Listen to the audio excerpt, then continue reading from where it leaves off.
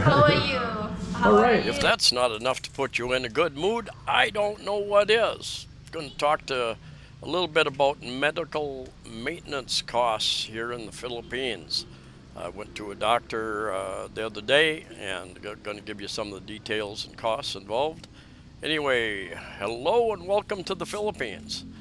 And I was just walking back from Cebu Doctors Hospital, which is on Osmeña Boulevard in I guess uptown area of Cebu City, kind of capital, not so far from the capital area. I had first gone to Velez Hospital, but the dermatologist was only in on Monday and Friday, and this was on a Tuesday. Go check out my chiropractor friend, Stefan. He's done the backside of Mango Square. Got a music store upstairs. Sometimes people go in there, some band goes in there to practice.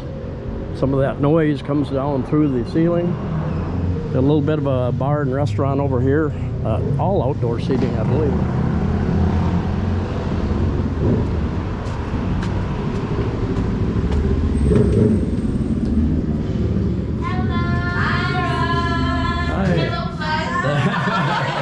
Look at our vlog. How are you? All right. Sometimes you need a double dose of fun, so I had to throw copy that clip and put it in a second time. Anyway, going to talk about the medical experience, doctor experience. Anyway, I could not find. I took video walking up to the hospital, and I could not find that video. So I looked and looked and looked. Anyway, so I'm going to use this one. I use my Canon SX70, and I've zoomed in to some ferries. One ferry is leaving Cebu City. This ferry is coming on in, so I'm just going to leave that up as I talk about. And maintenance, health maintenance is one of the things we're all going to have to deal with sooner or later. And I've been fortunate in that I'm relatively healthy. I don't take any prescription medications. I occasionally take, and quite rare even, a pain medication for a headache, for instance. Or if I walk a long ways and my feet really hurt, I might take, and usually I take a Flanax, which is same as Aleve in much of the world. But there again, I try not to take even over-the-counter medicine in most cases. Years ago, I would take a lot of antihistamine type stuff, I guess, allergy type medicines, and I think I just became immune to it, basically, because I quit using it and I didn't notice any difference anymore. Now, on a rare occasion, I will take something. What do I have here? I bought a big box of Kirkland brand Allerclear. That is basically loratadine, if you're familiar with that. And I bought it. It's a container. They're not individually wrapped like so many of the pills here in the Philippines. It's in a little plastic bottle. And what I'm afraid is going to happen is 365 tablets, and maybe once a week, even less than that, once every other week, maybe on average, I take one. What I'm afraid is that humidity in the air, every time I open it up, is going to get in there and deteriorate the quality of the pills over time. Anyway, it was quite an expensive bottle for 365. I forget how much, but I figured, well, that's going to last a long time, so I'm going to have to take a bunch of them and try to vacuum pack them to keep them out of the moisture. Anyway, my situation, when I was young, growing up on a farm in the Midwest USA, Minnesota, I spent a lot of time out on the tractor. This was before tractors had cabs and air conditioning and radio and all that kind of stuff. I was out there with my shirt off, and being light-skinned, I would burn and burn and burn and peel like 3 times. Anyway, light-skinned people who sunburn a lot in their youth are more prone to skin cancer. So I had a dark spot show up on my forearm, and it was really dark, and it was new. And over the course of about 3 days, it became much lighter. But I was concerned that might be skin cancer, so I decided to go see a dermatologist. I also have a spot on my head, 1 or 2 spots on my head. I can't see them, but I can feel them, and I can take pictures of them and get an idea what it is. And I've got something on my back that's been bothering me, and I've been reaching back there and itching. So anyway, I wanted to get all that stuff checked out and anything else. And so I walked up to Cebu Doctors Hospital and I asked, is there a dermatologist here? And they said, yeah, over in Medical Arts Building. Go out the back of the hospital, go down a couple buildings to the Medical Arts Building number 2. And so I went down there, and the security guard said, yes, sir, up on the 3rd floor. And if I can find her name, I'll put the link to her office. And anyway, went up there, and it looked dark inside, so I thought, well, maybe they're not open. And this was probably about 11 o'clock. Maybe they're closed for lunch, because it said they were open, I think, 5 days a week, 6 days a week, maybe. And anyway, I pushed the door open. They were open, and every other time I've gone to a dermatologist without an appointment, there's been a huge number of people waiting, so I might have to wait an hour or 2. But I only had to wait maybe 10 minutes tops, and she brought me in. She remembered me from many months ago. I was in there for some other skin issue, and I had bought some cream and some moisturizer stuff for something I was having, itching, I think.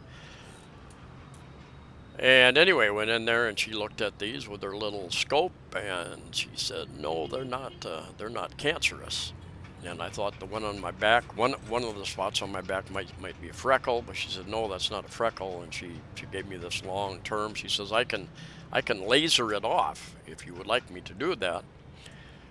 And I had a dermatologist in the USA also tell me, maybe 8 years ago, that, well, I can cut these various, you get older and you're like an old tree. Things start growing on you. Not everybody, but some of us.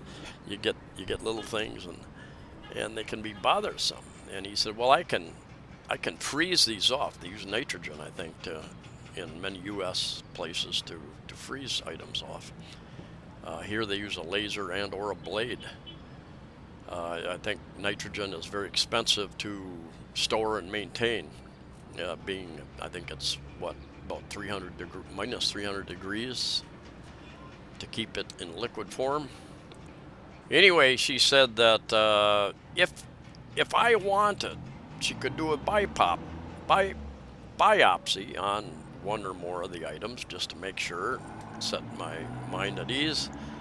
And so I agreed. Well, let's first I said, well, how much is that?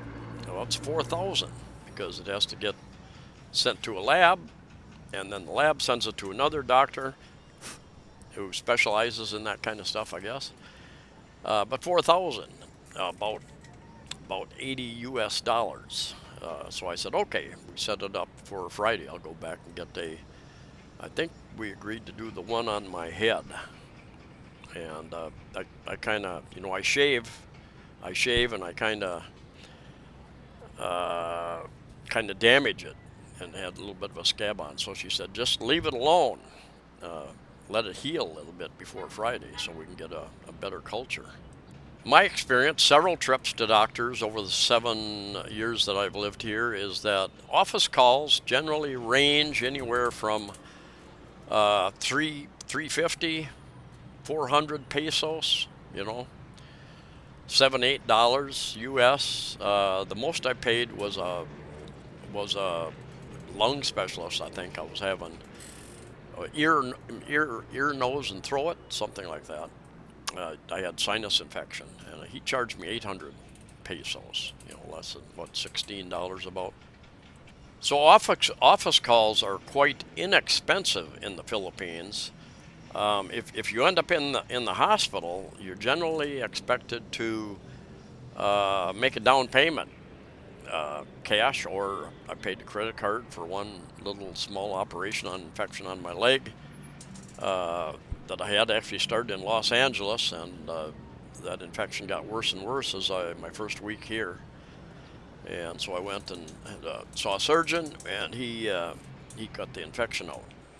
And that cost me, I don't know, maybe, done a video about it, don't remember, 3 or 4,000 total for the surgery and the antibiotics and stuff that I bought along with that. And that's pesos, not dollars. I've been to a number of doctors where I walked up and I said, well, a lot of people there, can I make an appointment for tomorrow or the next day? No, we don't take appointments. It's first come, first serve. So which means you got to sit there, and they might give you some priority if you're a senior citizen. I've had that happen, I think, one time.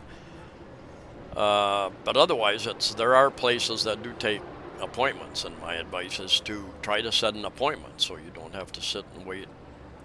I've done other videos about the cost of hospitals, medical and dental here in the Philippines, and I will put a link to that playlist at the end of this video.